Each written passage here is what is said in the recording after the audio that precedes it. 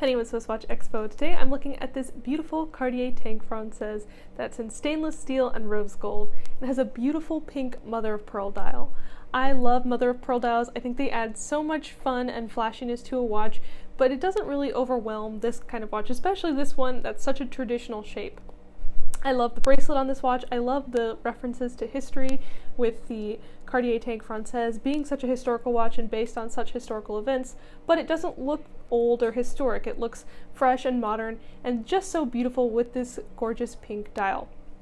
This mother of pearl dial, as you can see as I move it around, it's got pink and green in it. It's got like almost every single color of the rainbow.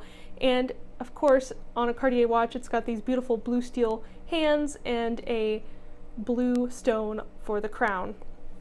This watch is so gorgeous. It's such a great piece to have in your collection. It's a classic Cartier design and style, but the pink adds that extra little bit of flirtiness to this watch.